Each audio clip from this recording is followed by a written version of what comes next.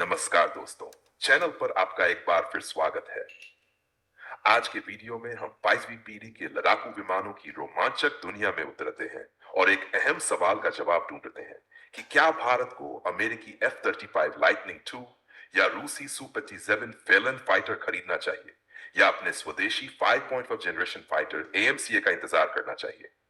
हाल ही में अमेरिका ने भारत को अपना F-35 लाइटनिंग II की पेशकश में रुचि दिखाई है, paving the way to ultimately provide India with the F-35 stealth fighters.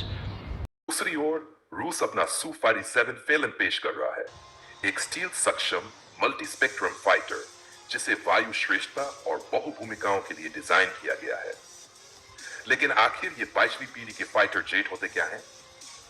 5वीं पीढ़ी के फाइटर जेट्स की पहचान 5 अत्याधुनिक क्षमताओं से होती है: स्टील्थ तकनीक, सुपर क्रूज गति, सेंसर फ्यूजन और 360 की सिचुएशनल अवेयरनेस, इलेक्ट्रॉनिक वॉरफेयर क्षमता, मल्टी रोल लचीलापन। आइए इन बिंदुओं पर F और Su-57 की तुलना करें। स्टील्थ तकनीक, रडार कैसे काम करता है? रडार रेडियो तरंगों को उड़ते विमानों से टकराकर उनकी स्थिति का पता लगाता है।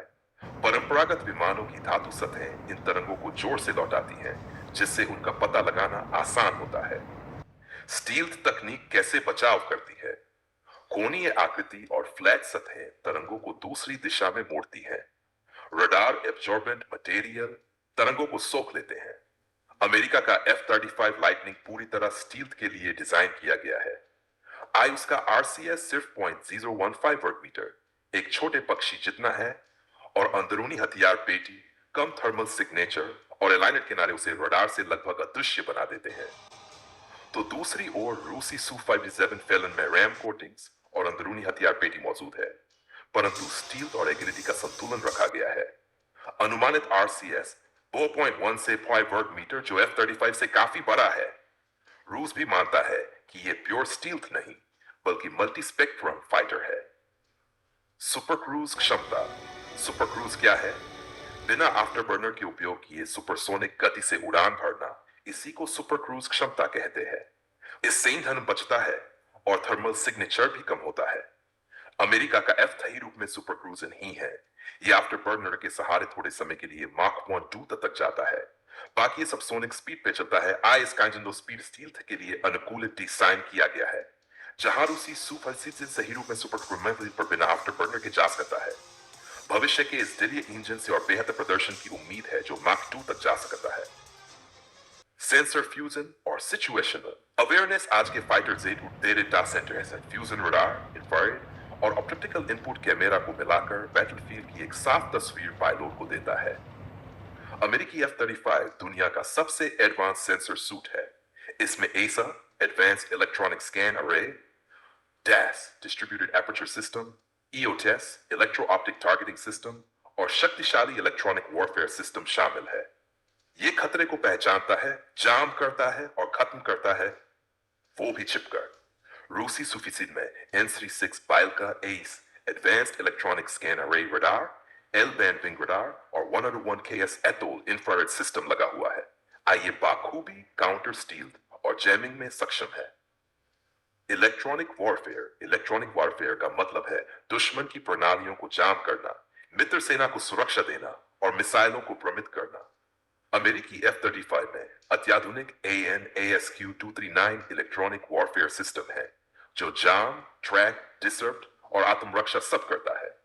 एक फाइटर ही नहीं, एक डिजिटल वॉरफेयर नोड भी है, जहां रूसी Su-7 के पास हिमालय इलेक्ट्रॉनिक वॉरकेपर सूट है, जिसमें एक्टिव जैमिंग पॉड और रडार मिसाइल चेतावनी प्रणाली है।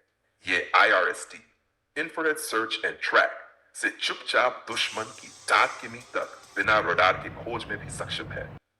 मल्टी रोल लचीलापन, ये आधुनिक फाइटर्स को हवा से हवा और हवा से जमीन दोनों में अटैक करने में निपुण बनाता है, ताकि एक ही एयरक्राफ्ट से दोनों काम हो सकते हैं और पैसों की बचत होती है। अमेरिकी F-30 हवाई हमले के लिए AMRAAM advanced medium range air to air missile for medium range और Sidewinder missiles for short infrared guided attack के लिए सज्ज है, और जमीन हमले के लिए हेलफायर 2 एंटी टैंक मिसाइल और स्टॉर्म ब्रेकर जैसे हथियार ले जा सकता है।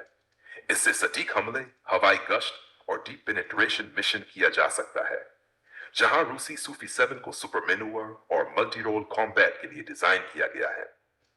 R77M, KH-59MK2 और भविष्य के हाइपरसोनिक हथियारों से दोनों हवाई और जमीन अटैक किए जा सकते हैं।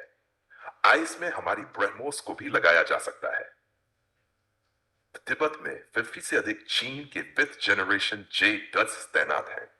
साथ ही पाकिस्तान के साथ JF-7 प्रोजेक्ट में चीन की भागीदारी भारत के लिए दो फ्रंट एयर चुनौती गंभीर होती जा रही है। चीन ने पाकिस्तान को अपने JT फाइटर जेट कम दामों पर देने की ऑफर दी है। अगली पीढ़ी के जेट अब विकल्प नहीं, आवश्यकता बन चुके हैं। भारत का जवाब एडवांस्ड मीडियम कॉम्बैट एयरक्राफ्ट स्वदेशी 5.5 जनरेशन फाइटर जेट है। IMCA भारत का साहसिक कदम, एक 5.5 जनरेशन का स्टील्थ फाइटर जिसमें AI सहायक इलेक्ट्रॉनिक को पायलट, अंदरूनी हथियार पेटी, DSI एयर इनटेक और RAM coding, modular, open architecture avionics सब कुछ मौजूद है। सिर्फ 5% स्वदेशी घटकों के साथ AM सिर्फ एक जेट नहीं, आत्मनिर्भरता का प्रतीक है। यह तेजस L कॉम्बैट एयरक्राफ्ट के अनुभव और उत्तम SR रडार जैसी तकनीकों पर आधारित है। इसे बनाने में काफी चुनौतियां भी है। हाल में हमारे पास अपना फाइटर इंजन नहीं है, जिससे तेजस M1A की डिलीवरी GE इंजन की कमी से प्रभावित हुई है। IF को अपने साटी स्क्वाड्रन लक्ष्य को पूरा करने के लिए और जेट्स चाहिए। भारत रूस से AL-31FP इंजन मंगा रहा है। साथ ही स्वदेशी कावेरी इंजन पर भी परीक्षण कर रहा है, जिसमें हमने काफी प्रगति कर ली है। तो भारत को क्या करना चाहिए? 3 विकल्प सामने हैं। 1. रूसी Su-57 खरीदे, सस्ता पर स्टील्थ में सीमित। 2. अमेरिकी F-35 खरीदे, अत्याधुनिक पर महंगा और रणनीतिक रूप से जटिल। AMCA में निवेश करें, लंबी अवधि में लाभ, पूर्ण नियंत्रण और आत्मनिर्भरता। भारत एक चौराहे पर खड़ा है। कल के आकाश पर राज करेगा स्टील्थ, डेटा और स्पीड। सवाल यह है, क्या भारत आयातित ताकत के साथ उड़ेगा या अपने बनाए पंखों से आकाश छुएगा? आपका क्या मानना है?